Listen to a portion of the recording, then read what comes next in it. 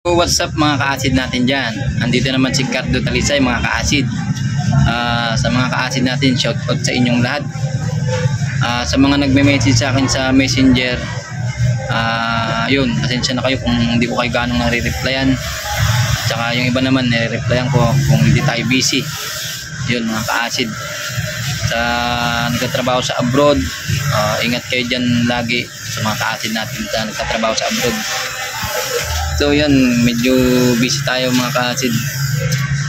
Kasi ito nga, hanap buhay tayo. Ito yung hanap buhay natin. Dito lang tayo, lagi, araw-araw. Araw-araw tayo dito mga ka-acid.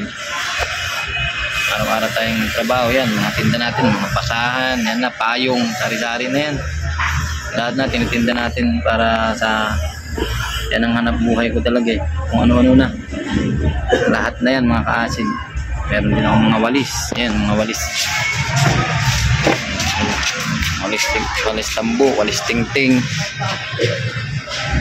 Ayun mga ka-acid. Kaya busy lagi tayo. Hindi ako nakakapag-upload ng video ko. Hindi ko na rin kung ano yung topic natin eh. Pero hintayin nyo lang, may topic din akong tungkol sa acid reflux. Kung hintayin nyo lang yung upload ko mga ka-acid. Yun nga, sa mga ka-acid naman natin dyan na yun nga, tuloy din lumalaban sa acid reflux.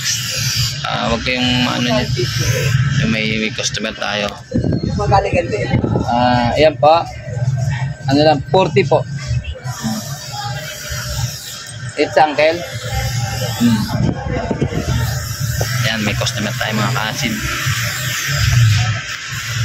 Sa ka-acid natin dyan na yun nga, acid natin dyan na lumalaban pa rin sa acid reflux.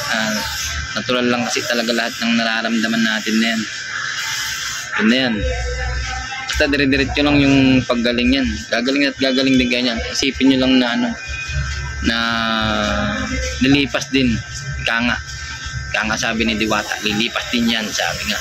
Yun, lumipas na. Katulad ako, nagkasakit ako. Lumipas din ang panahon. Yun, gumaling tayo. Ganun lang din yun mga ka-acid natin dyan. Medyo ano 11 ano na 11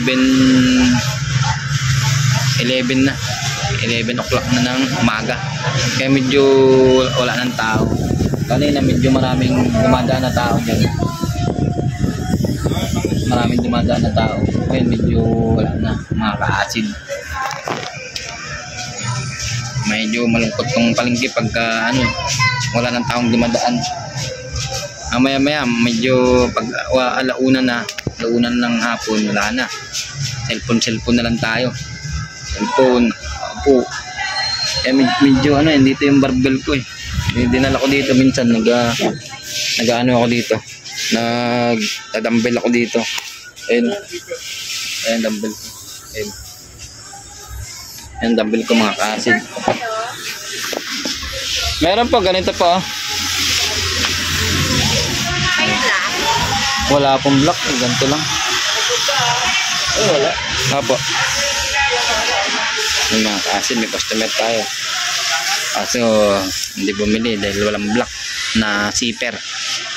Po yun ma'am, 100 lang po. Yung mga ka-acid, tinda muna tayo.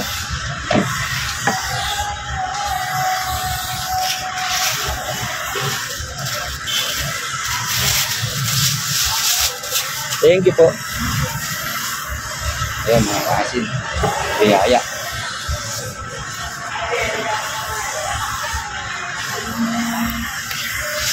Ayan, customer natin.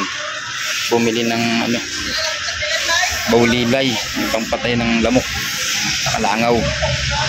Yung mga ganito.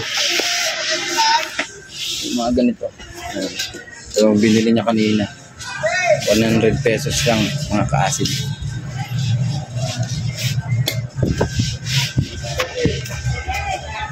So yan mga ka-acid,